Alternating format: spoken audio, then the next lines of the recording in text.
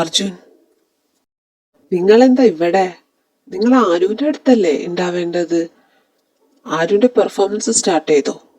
എന്നെ വിളിക്കാൻ വേണ്ടി വന്നതാണോ? ഇങ്ങനെ പരസ്പരം നോക്കാനല്ല, എന്റെ ചോദ്യത്തിന് മറുപടി തരാനാ ഞാൻ പറഞ്ഞത്. നിങ്ങളെന്തോ ഒന്നും മിണ്ടാതെ നിൽക്കുന്നേ? അർജുൻ, അത് ആരവിനെ ആരുവിനെ അവിടെ ഒന്നും കാണാനില്ല. What? Are you guys serious? നിങ്ങളെ ഞാൻ പിന്നെ എന്തിനാ അവിടെ നിർത്തിയത്? ആരുവിനെ പ്രൊട്ടക്ട് ചെയ്യാൻ വേണ്ടിട്ടല്ലേ. പിന്നെ ആരുവിനെ നിങ്ങളുടെ അടുത്ത് നിർത്തിയിട്ടല്ല ഞാൻ പോയത്. അവിടെ നിന്ന് അവൻ ആര് കൊണ്ടുപോവാനാ? അത് പിന്നെ അർജുൻ, ഞങ്ങൾ അവൻ്റെ അടുത്ത് ഉണ്ടായിരുന്നു, അതൊക്കെ ശരി തന്നെയാ. അതിനിടയിൽ പെർഫോമൻസ് തുടങ്ങാറായപ്പോ അഞ്ജുനെ കാണാനില്ല. അഞ്ജുനെ നോക്കാൻ വേണ്ടിയിട്ടാ ഞങ്ങള് അങ്ങോട്ട് പോയത്. ആ നേരത്ത് അഞ്ജുനെ കാണാനില്ലെങ്കിൽ തന്നെ നിങ്ങൾ രണ്ടുപേരിലും ഒരാൾക്ക് പോയാ പോരായിരുന്നു? എന്തിനാ രണ്ടുപേരും കൂടി അഞ്ജുനെ തേടി പോയത്? ഇനി നിങ്ങൾ ശരിക്കും നോക്കിയോ ആരവ് എവിടെയാന്ന്? പറ. ഇനിയെങ്കിലും മാത്രം രണ്ടുപേര് എന്തെങ്കിലും ഒന്ന് പറ. ആക്ച്വലി രണ്ടുപേരും ഒരുമിച്ച് അഞ്ജുനെ തേടാൻ വേണ്ടി ഇറങ്ങിയതല്ല. അഞ്ജുനെ ഫോൺ വിളിച്ചിട്ട് കിട്ടുന്നുണ്ടായിരുന്നില്ല. അപ്പോൾ ഈ കോളേജ് ഫുള്ള് നോക്കണ്ടേ? അതുകൊണ്ട് ക്രിസ്റ്റി ഒരു സൈഡും ഞാൻ വേറെ സൈഡും നോക്കി, അങ്ങനെ നോക്കി വന്നപ്പോഴാണ് ഞങ്ങള് അഞ്ജുനെ കണ്ടത്.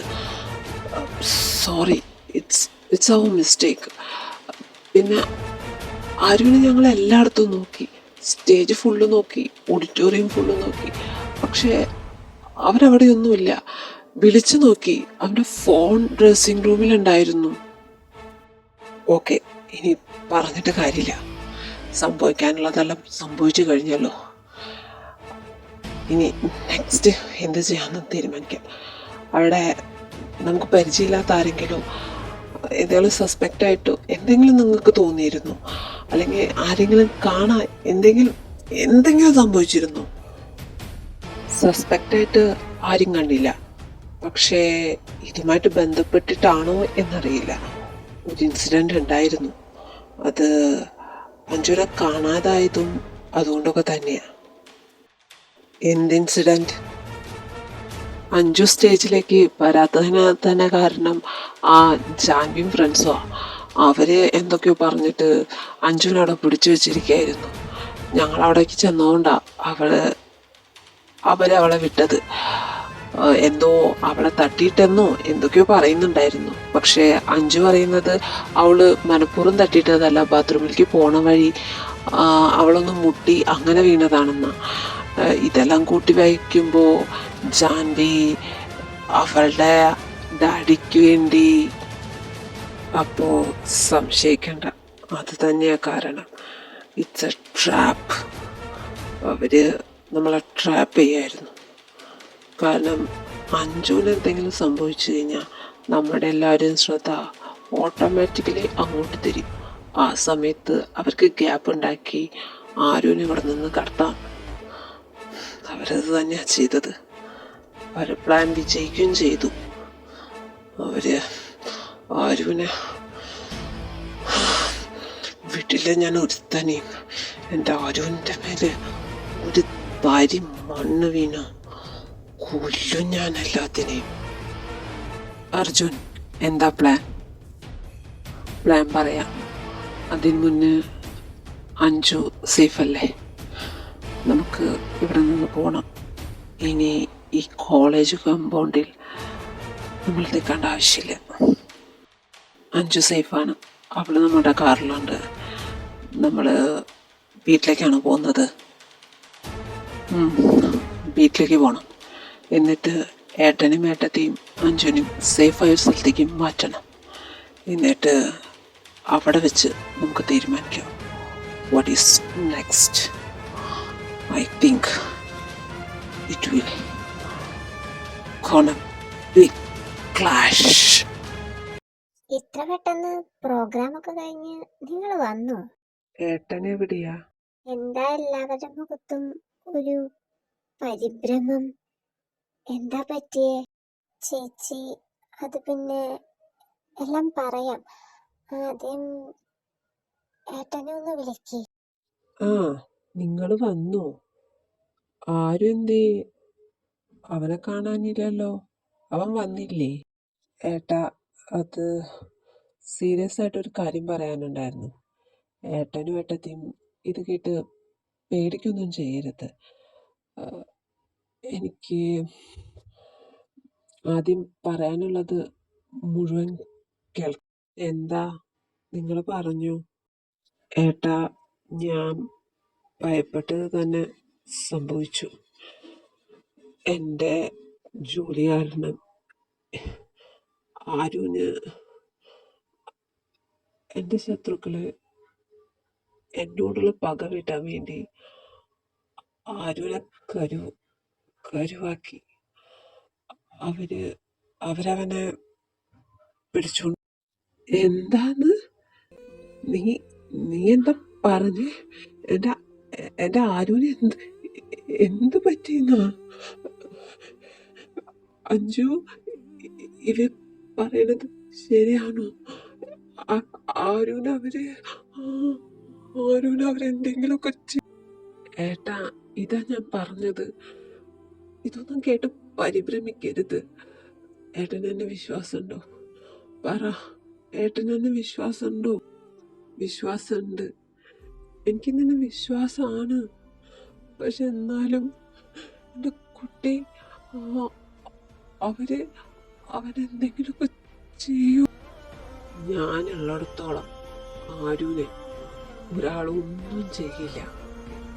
അവന്റെ രോമത്തിൽ തൊടാൻ പോലും ആർക്കും കഴിയില്ല. ഇത് അർജുന പറയുന്നു. ഏട്ടനേട്ടത്തി അഞ്ജു, ഞങ്ങൾ പറയുന്ന സ്ഥലത്തേക്ക് മാറണം ഉടൻ തന്നെ. ഞങ്ങളെ ആരുനെയും കൊണ്ടേ ഇങ്ങോട്ട് തിരിച്ചു വരും. ആരുന് ഒരു പോറലും പറ്റില്ല. ഇത് ഈ അർജുൻ ഏട്ടന് സൂക്ഷിക്കണേടാ മക്കളെ. നിങ്ങളെ രണ്ടുപേരും ഇവരെ കൊണ്ട് ഞാൻ പറഞ്ഞ സ്ഥലത്തേക്ക് പോകണം. ഇവര് സേഫായെന്ന് ഉറപ്പായതിനു ശേഷം മാത്രം എന്നെ വിളിച്ചാൽ മതി. അർജുൻ, അപ്പോ നീ എന്ത് ചെയ്യാനാ പോകുന്നേ? ഞാൻ അവരെ വീട് വരെ ഒന്ന് പോവാ. അവിടെ പോയിട്ട് എന്താ കാര്യം? നമുക്ക് അവരുടെ വീട് അറിയാന്ന് അവർക്ക് നന്നായിട്ട് അറിയാം. അപ്പോ അവരെന്തായാലും ആരുനെ അവിടെ വെക്കില്ല. ഓക്കെ, ആരുനെ അങ്ങോട്ട് കൊണ്ടുപോയിട്ടുണ്ടാവില്ലായിരിക്കാം. പക്ഷെ ഇപ്പൊ നമുക്ക് ആവശ്യം ഒരു കച്ചിത്തുരുമ്പ. എന്തെങ്കിലും ഒരു ക്ലൂ അവിടെ നിന്ന് കിട്ടിയാലോ? ഇപ്പൊ തൽക്കാലം എന്റെ മനസ്സിൽ വേറൊരു പ്ലാനും ഇല്ല. ഞാൻ എന്തായാലും അങ്ങോട്ട് പോട്ടെ. അവിടെ ചെന്നിട്ട് പിന്നെ ഞാൻ നിങ്ങളെ ഓ ഷിറ്റ്, ഒരു ചെറിയ തെളിവ് പോലും ബാക്കി വെക്കാതെ ഇവിടെ നിന്ന് അവനെ കൊണ്ടുപോയിരിക്കുന്നത്. വീട്ടില്ല. ഇതിന് കാരണക്കാരായ ഒരുത്തനെ ഞാൻ വിടില്ല. ആരിത്? അർജുന്റെ ആരു? എന്തൊക്കെയായിരുന്നു രണ്ടുപേരുടെയും ഓരോ കാര്യങ്ങൾ. എന്നിട്ട് ഇപ്പൊ എന്ത് സംഭവിച്ചു? ഞങ്ങളല്ലേ ജയിച്ചത്. എത്ര മാഫിയ കിങ്ങാന്ന് പറഞ്ഞാലും അവന്റെ പക്കൽ നിന്ന് നിന്നെ ഇവിടെ വരെ ഞങ്ങൾ എത്തിച്ചില്ലേ. അപ്പോ മികച്ചത് അർജുൻ തന്നെയാ. നിങ്ങളെന്നെ ഇവിടെ കൊണ്ടുവന്നു എന്നുള്ളത് ശരിയാ. പക്ഷേ അവനറിയാതെ നിങ്ങള് എന്നെ ഇങ്ങോട്ട് കൊണ്ടുവന്നത്. അവന്റെ മുന്നിൽ കൂടെ അവൻ അറിഞ്ഞുകൊണ്ട് എന്നെ ഇങ്ങോട്ട് കൊണ്ടുവരാൻ നിങ്ങൾക്ക് പറ്റുമായിരുന്നു. ഇല്ലല്ലോ. ഒരു നാടകം കളിച്ച് നിങ്ങൾ എന്നെ ഒറ്റപ്പെടുത്തിയിട്ട അവിടെ നിന്ന് കൊണ്ടുവന്ന് അർജുൻ്റെ മുന്നേ വെച്ച് എൻ്റെ ഒരു രോമത്തിൽ തൊടാൻ നിങ്ങളെ കൊണ്ടൊന്നും ആവില്ല. അതുകൊണ്ടാ അവൻ ഇപ്പോഴും മാഫിയ കിങ് ആയിരിക്കുന്നത്. രക്ഷിക്കാൻ ആരും വരില്ലെന്നും ഉറപ്പായിട്ടും അവന്റെ രോഷത്തിന് ഒരു കുറവും പറ്റിയിട്ടില്ല. എന്താ അവന്റെ ശൗര്യം! നീ പേടിക്കണ്ട. നിന്നെ ഇവിടെ കൊണ്ടുവന്നിരിക്കുന്നത് അർജുനെ ഇവിടെ എത്തിക്കാൻ വേണ്ടിയിട്ടാ. മനസ്സിലായോ? ഇവിടെ വെച്ച് അവന്റെ കൺമുന്നിൽ വെച്ച് തന്നെ നിന്നെ തീർക്കും. എന്നിട്ടേ അവനെ ഞങ്ങൾ കൊല്ലുള്ളൂ. പേടിക്കണ്ട. അതുകൊണ്ട് നിനക്ക് അവൻ ആദ്യം മരിക്കുന്നത് കാണാനുള്ള വിഷമൊന്നും ഉണ്ടാവില്ല. പോരെ? ആ ഒരു ഫേവറ് ഞങ്ങള് ചെയ്യും. ഞങ്ങളിപ്പോ നിന്റെ അർജുനെ വിളിക്കാൻ പോവാ. വിളിച്ച് ഇങ്ങോട്ട് വരുത്താൻ പോവാ. ബാക്കി നീ നേരിട്ട് കാണും. അപ്പൊ അറിയാം ആരാ കിങ്ങെന്നും ഇനി ആരാ കിങ് ആവാൻ പോകും. അത് നിങ്ങള് ആപത്ത് വിളിച്ചു വരുത്തതിന് തുല്യല്ലേ? അവനെങ്ങാനും ഇങ്ങോട്ട് വന്നു കഴിഞ്ഞാ നിങ്ങളായിരിക്കും കഷ്ടപ്പെടാൻ പോകുന്നത്, അല്ലാതെ ഞാനല്ല. ഹലോ ഹലോ, ആരാ സംസാരിക്കുന്നത്? ഇങ്ങോട്ട് ചോദ്യങ്ങളൊന്നും വേണ്ട. അങ്ങോട്ട് പറയുന്നത് കേട്ടാ മാത്രം മതി. നീ ഇപ്പോ ഒരാളെ തിരഞ്ഞുകൊണ്ട് നടക്കുന്നില്ലേ? നിന്റെ പ്രിയപ്പെട്ട ആരവിനെ. അവനിപ്പോ ഞങ്ങളുടെ കസ്റ്റഡിയിലുണ്ട്. നീ ചെയ്യേണ്ടത് ഇത്ര മാത്രം. ഞങ്ങൾ പറയുന്നത് പോലെ നീ പറയുന്ന സ്ഥലത്ത് എത്തണം. അതും ഒറ്റയ്ക്ക്. ഇക്കാര്യം വേറൊരാൾ അറിഞ്ഞ പിന്നെ നിന്റെ അറിവിനെ നിനക്കൊരിക്കലും ചെയ്യും. ഓക്കെ, നിങ്ങൾ പറ, ഞാൻ എവിടേക്കാ വരേണ്ടത്? സ്ഥലം ഞാനിപ്പോ നിനക്ക് വാട്സപ്പ് ചെയ്യാം. ആ സ്ഥലത്തേക്ക് ഒറ്റയ്ക്ക് നീ വരണം. ഒറ്റയ്ക്ക് എന്ന് പറഞ്ഞു ഒറ്റയ്ക്ക്, വേറെ ഒരാളും പാടില്ല കൂടെ. നിന്റെ അർജുന് നിന്റെ അടുത്ത് സ്നേഹമുണ്ടോന്ന് ഇപ്പൊ അറിയാം. എന്റെ അർജുന് എന്റെ അടുത്ത് സ്നേഹമുണ്ട്. അത് നിങ്ങളെയൊന്നും അറിയിക്കേണ്ട ഒരാവശ്യം ഞങ്ങൾക്കില്ല. പിന്നെ നിങ്ങളൊരു തന്തയാണ്. സ്വന്തം മോള് ഒരാളെ പ്രണയിക്കുന്നുണ്ടെന്ന് അറിഞ്ഞിട്ട് ആൾക്ക് തിരിച്ച അവളുടെ അടുത്ത് പ്രണയില്ലാന്ന് അറിഞ്ഞിട്ടും മകളുടെ വാശിക്ക് വേണ്ടി എന്നെ വാങ്ങിക്കൊടുക്കാൻ മുതിർന്നൊരു തന്ത. നാണാവി. നീ വല്ലാതെ സംസാരിക്കാൻ നിൽക്കണ്ട. ഇവിടെ നിന്ന് പുറത്തു പോയാലല്ലേ നിങ്ങൾ രണ്ടും. അകത്തേക്ക് വരാൻ കഴിയുമെങ്കിൽ പുറത്തേക്ക് പോവാനുള്ള വഴിയും ഞങ്ങൾക്ക് നന്നായിട്ട് അറിയാം. അല്ല, ആരിത്?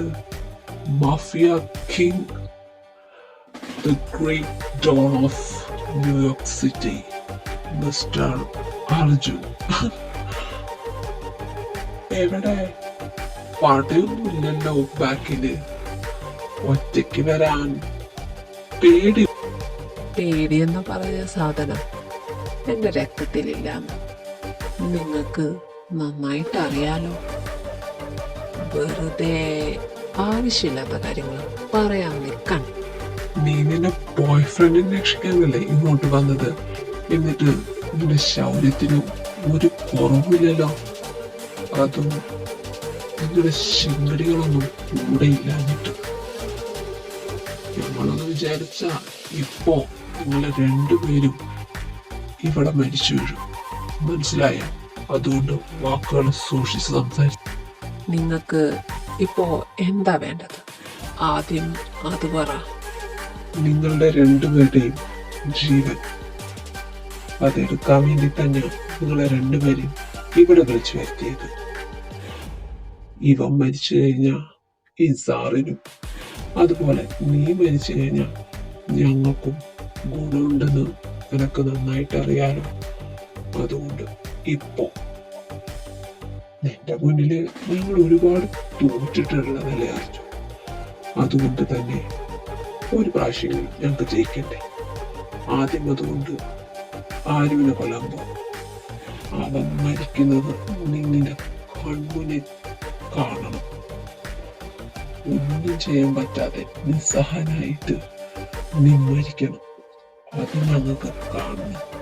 അതിനു വേണ്ടിയിട്ടാണ് നിന്നെ ഇങ്ങോട്ട് വിളിച്ചത്. അല്ലാതെ നിന്റെ ആരെങ്കിലും അവസാനമായിട്ട് കാണിക്കാൻ വേണ്ടിയിട്ട് നീ ഇവിടെ ഒറ്റയ്ക്ക് അർജുൻ. നിന്നെ കൊണ്ട് ഒന്നും പറ്റില്ല. വേഗാവട്ടെ, ഇവന്റെ കൺമുന്നിൽ വെച്ച് തന്നെ ഇവന്റെ ആരവ് ചത്തു വീഴണം. വേഗം ആ കത്തിയെടുത്ത് അവന്റെ കഴുത്തങ്ങറുത്ത്. അർജു,